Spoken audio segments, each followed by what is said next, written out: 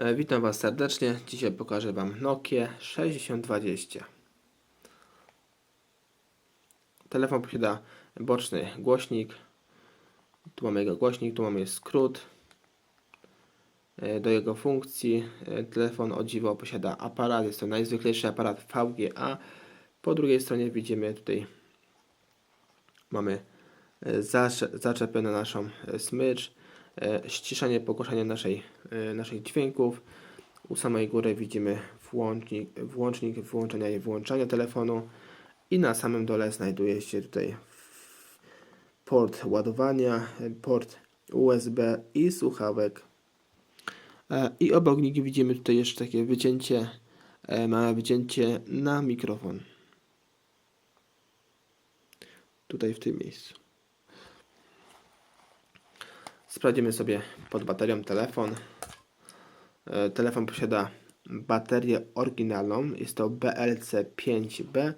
Jest to oryginalna bateria z tego telefonu.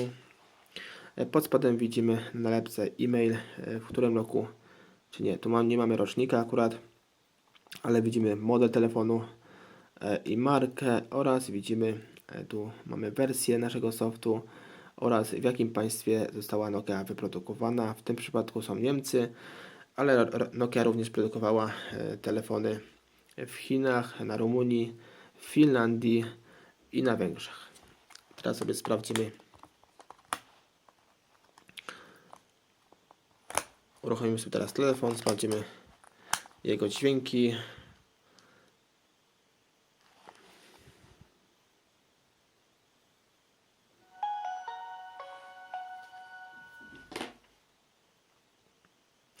Telefon, jak widać, był z sieci dawnej ery. Sprawdzimy sobie teraz kodem, wejdziemy kodem serwisowym i sprawdzimy sobie, z którego roku to telefon jest. Gwiazdka, kratka, 4.0 kratka. Tutaj u samej góry właśnie mamy rok produkcji tego telefonu. Był to 2005 grudzień 19. W tym roku telefon został wprowadzony na rynek, jeśli chodzi o ten egzemplarz. Jak widzimy, telefon posiada już 15 lat i popatrzcie sobie sami, prezentuje się znakomicie. Teraz sobie wejdziemy. Oczywiście z telefonu można korzystać z wysyłania wiadomości. Podstawowe funkcje telefon posiada. Teraz sobie przejdziemy do naszej galerii. Sprawdzimy sobie oryginalne dźwięki tego telefonu, jakie zostały ugrane przez producenta. Sprawdzimy sobie głośność tego telefonu.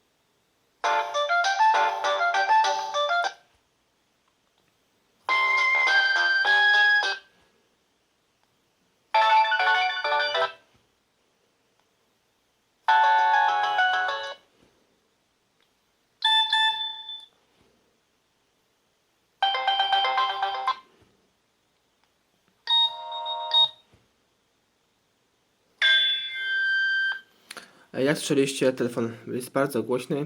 Posiada oczywiście tylko polifoniczne, monofoniczne dzwonki.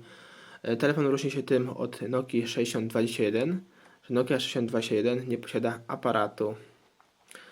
Wspomnę jeszcze o naszym joysticku. Joystick to naprawdę nie jest joystickiem, są to klawisze. Później zobaczymy, jak to wygląda, jak go rozbierzemy. I ten joystick praktycznie nie ma prawa się nam popsuć. Wytrzymuje bardzo, bardzo długo. Te nasze klawisze wytrzymują bardzo długo. Jak sami widzimy, telefon mimo upływu lat wygląda naprawdę bardzo dobrze. Oczywiście posiada jakieś drobne aplikacje, które zostały wgrane. Zobaczymy, jak one wyglądają. Musimy ustawić akurat naszą datę i naszą godzinę. Tu mamy podstawowe nasze aplikacje, jakie zostały wgrane przez producenta.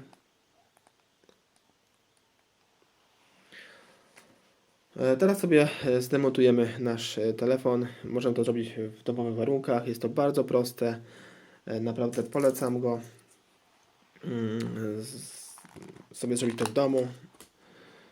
Ściągamy tylną klapkę, ściągamy baterię, kartę SIM. Jeśli posiadamy jakiś otwierak bądź coś podobnego, płaskiego,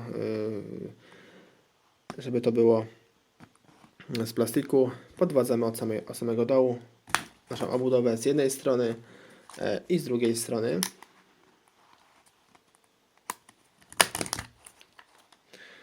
Następnie ściągamy naszą obudowę, klawiaturę i tu widzimy w telefonie, że posiada 1, 2, 3, 4, 5, 6 wkrętów.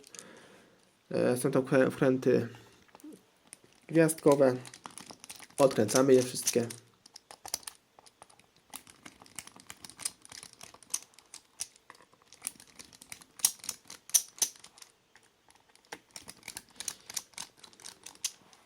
I jeszcze zostały nam dwa wkręty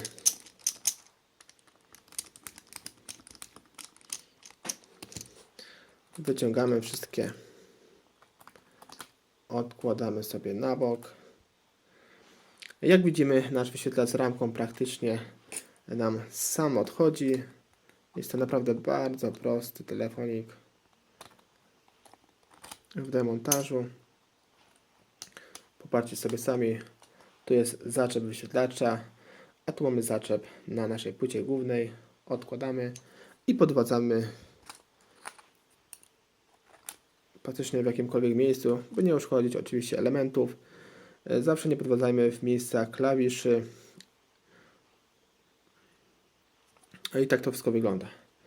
Jak widzimy, wszystko w tym telefonie jest wymienne. Tu mamy głośnik i podzespołów. To zapraszam Was poniżej filmiku, wszystko piszę. Cześć.